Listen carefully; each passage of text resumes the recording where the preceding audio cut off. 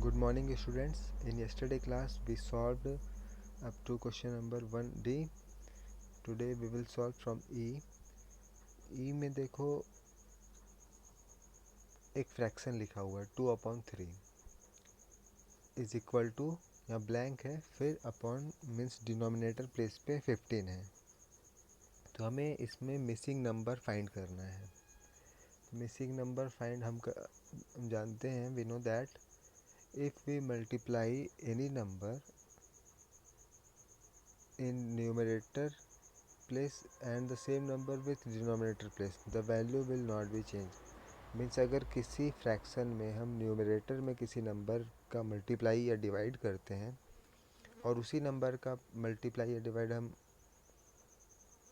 Denominator place पे करते हैं तो वैल्यू में कोई चेंज नहीं होता है। अगर न्यूमरेटर में मल्टीप्लाई कर रहे हैं तो डिनोमिनेटर में भी मल्टीप्लाई करना है सेम नंबर का। तो यहाँ पे देखो 2/3 इज इक्वल टू 15 है। तो हमें ये जानना है कि ये 3 डिनोमिनेटर में है और इधर के डिनोमिनेटर में 15 है। तो 3 से 15 कैसे आया? तो हम जानते हैं कि 3 का टेबल अगर हम 5 टाइम्स पढ़ते हैं तो 15 आ जाता है। 3 5 जा 15। तो यहाँ पे मल्टीप्लाई हुआ है 5 का। तो हम उसी रूल से कि डिनोमिनेटर में अगर 5 का मल्टीप्लाई हुआ है तो न्यूमरेटर में भी हम 5 का मल्टीप्लाई कर देंगे। तो 2 multiply by 5 is equal to 10 आ गया। तो जो आंसर हो गया वो 10/15। तो in this way we can fill the missing number. हम मिसिंग नंबर को भर सकते हैं। और एग्जांपल देखते हैं। 7/8 इज इक्वल टू -48। अब यहाँ पे देखो डिनोमिनेटर में 8 है और RHS में डिनोमिनेटर 48 है। तो 8 के टेबल में 48 आता है कितने टाइम्स में? 8 6 जा 48 से ही। तो 8 6 जा 48 हुआ। मीन्स यहाँ पे डिनोमिनेटर में 6 का मल्टीप्लाई हुआ है। डिनोमिनेटर में 8 6 जा 48। तो हम न्यूमरेटर में भी 6 का मल्टीप्लाई किए यहाँ पे। तो क्या आ गया न्यूमरेटर में? 7 6 जा 42। तो हमारा आंसर क्या हो जाएगा? 42/48। अब देखिए 21/42 and 1/2 are equivalent fraction, true और फॉल्स। ये 21/42 और 1/2 इक्वल है कि नहीं ये बताना, सही है या गलत। ये बोल रहा है कि ये दोनों इक्वल हैं। तो अब कैसे पता चलेगा इक्वल है कि नहीं? तो हम चेक करेंगे। कैसे चेक करेंगे? देखो 21/42 एक साइड है, इसको सॉल्व करते हैं, सिंपल कर देते हैं। तो 21 हम देख रहे हैं कि 21 अगर डिवाइड कर देते हैं 21 से तो 21 के टेबल में ही 21 आ गया। और न्यूमरेटर में हमने 21 का डिवाइड किया है तो डिनोमिनेटर में भी हम 21 का ही डिवाइड करेंगे।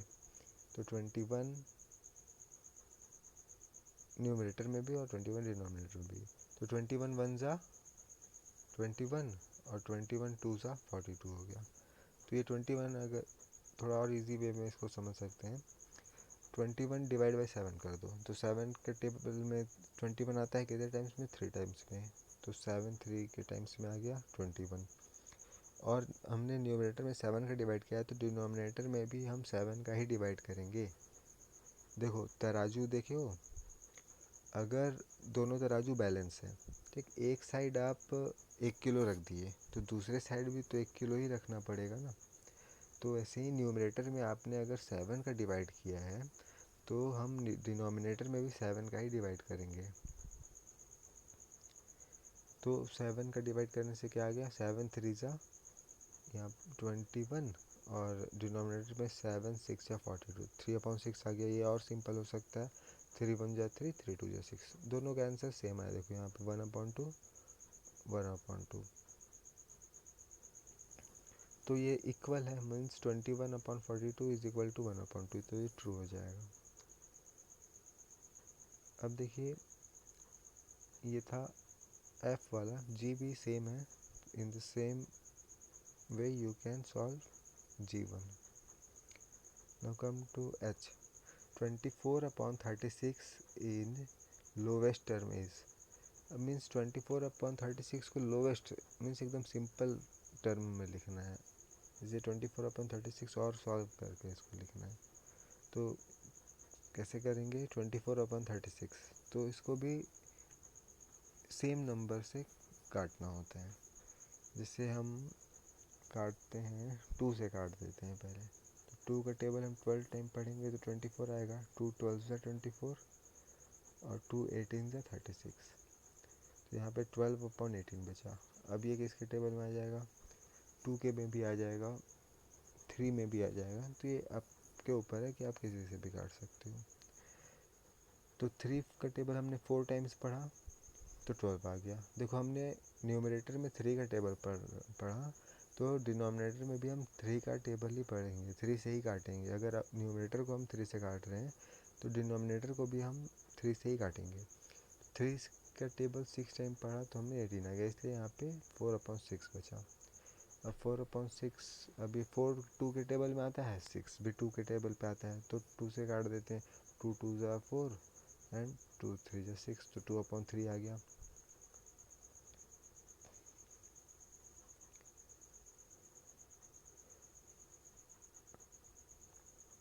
आई में है क्वेश्चन है 52.643। ये क्वेश्चन आप बनाइएगा, इसी के जैसा मैं दूसरा लिख लिया हूँ यहाँ पे, ताकि आपको बनाने का मौका मिले। ठीक है, आप खुद से बनाओगे तब तो सीखोगे। ये हम इसलिए दूसरे नंबर को लेके प्रैक्टिस कर लेते हैं कि आखिर इसको करना कैसे सीखेंगे यहाँ पे, फिर बुक वाला आप खुद से बना लोगे। 63.754 द प्लेस वैल्यू। अब ये प्लेस वैल्यू क्या है, आपने पिछले क्लास में पढ़ा होगा प्लेस वैल्यू। हम एक बार इसका रिवीजन कर लेते हैं कि प्लेस वैल्यू होता क्या है। प्लेस मीन्स आपको पता है, जैसे कोई फर्स्ट बेंच में बैठता है तो टीचर को पूछा आपका प्लेस कहाँ है, तो आप बताते हो मेरा फर्स्ट बेंच में है, मेरा सेकंड बेंच में है, sir I sit in third bench. ऐसे प्लेस तो जगह। तो प्लेस वैल्यू को समझते हैं। देखो अब ये तो मालूम है आपको, वंस, टेंस, 100, 1000, 10,000, लाख, 10 लाख। आगे तो कोई नंबर है 5 डिजिट का, 1 2 3 4 5 डिजिट का नंबर है ये फर्स्ट वाला। इसमें हमने 10,000 प्लेस पे 5 लिखा है, बाकी सब जगह 0। तो जो वैल्यू बन गया वो क्या बन गया, 1 10 100 10,000 50,000 बन गया। तो यहाँ पे 5 10,000 के प्लेस में है तो 50,000 बन गया। अब इसी 5 को हम 1000 के प्लेस पे रख दें तो ये क्या बन जाएगा, 5000 बन जाएगा। उसी 5 को हम अगर 100 प्लेस पे रख दें तो 500 वैल्यू आ जाएगा हमको। इस 5 का प्लेस अगर हम टेंस पे कर दें तो 50 मिलेगा, और इस 5 का प्लेस अगर हम वंस पे रखें इस 5 को तो हमारा वैल्यू 5 हो जाएगा। तो हम ये जाने कि प्लेस वैल्यू में कोई डिजिट का वैल्यू उसके प्लेस पर डिपेंड होता है। यही 5 वंस प्लेस पे, जैसे मान लो 5 रुपये, 5 रुपये ज़्यादा है कि 50 रुपये, 50 रुपये ज़्यादा है, मीन्स जिस प्लेस पे होगा उस प्लेस के अकॉर्डिंग उसका वैल्यू होगा। अगर वंस प्लेस पे है तो वैल्यू 1 डिजिट में होगा, टेंस प्लेस पे है तो 50 हो जाएगा। जैसे एक और एग्जांपल से इसको अच्छे से समझते हैं। एक नंबर है 75317, 75,317। तो इसमें 7 जो है वो 10,000 प्लेस पे है तो इसका वैल्यू 70,000 हो गया। आपसे अगर कोई पूछता है कि 75,000 ये जो नंबर है 75,317, इसमें 5 का प्लेस वैल्यू कितना है, तो आप 5 सर्च करोगे। 5 कहाँ पे, 1 10 100 1000 प्लेस पे है 5, तो 5000 प्लेस पे है। तो इसलिए इसका वैल्यू जो है इसके प्लेस के कारण, 1000 प्लेस के कारण इसका वैल्यू हो जाएगा 5000। 3 का प्लेस वैल्यू कोई पूछे तो 3 का प्लेस पहले चेक करो, तब फिर वैल्यू पता चल जाएगा। 3 है 100 प्लेस पे, इसलिए इसका वैल्यू हो जाएगा 300। 1 का प्लेस कहाँ पे है, 10th प्लेस पे, इसलिए 1 का प्लेस वैल्यू हो जाएगा 10। 7 1st प्लेस पे है तो 7 ही रहेगा। 7 का प्लेस वैल्यू 7। तो अब हम बना सकते हैं इसको।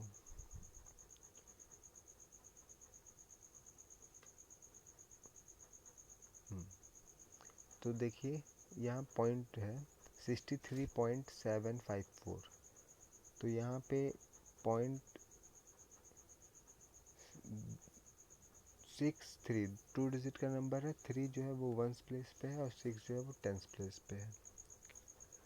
तो यहाँ पे 6 का जो प्लेस वैल्यू होगा वो 60 हो जाएगा। 3 इज डैश, 3 का वैल्यू 1st प्लेस पे है तो इसलिए 3 ही रहेगा। 7, अब 7 का प्लेस वैल्यू,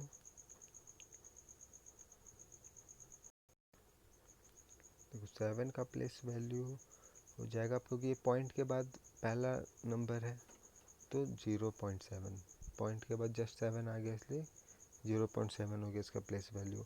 अब ये पॉइंट के बाद 1 डिजिट छोड़ के है 5, तो इसका प्लेस वैल्यू हो जाएगा 0 पॉइंट कितने,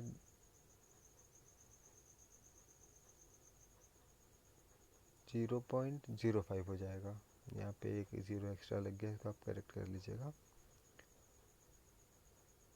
और 4 का प्लेस वैल्यू हो जाएगा, अब पॉइंट के बाद 1 10 2 डिजिट है पॉइंट के बाद, तो 2 0 फिर 4।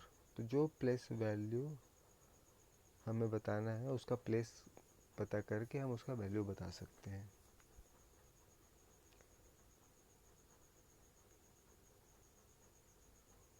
अब जे में है इन द एक्सपेंडेड फॉर्म, ये भी हमने पिछले क्लास में सीखा था एक्सपेंडेड फॉर्म में। तो 9 जो है वो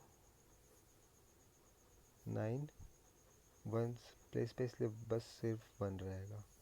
पॉइंट के बाद जस्ट 2 है तो 0.2 है।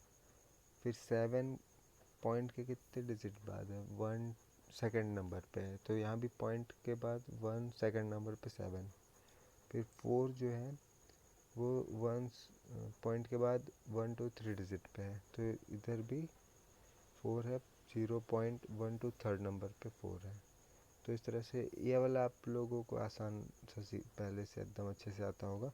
जैसे 5432 है, तो 5000 प्लस 400 प्लेस पे है इसलिए 400, 3 10th प्लेस पे इसलिए 30, 2 1st प्लेस पे इसलिए सिर्फ 2।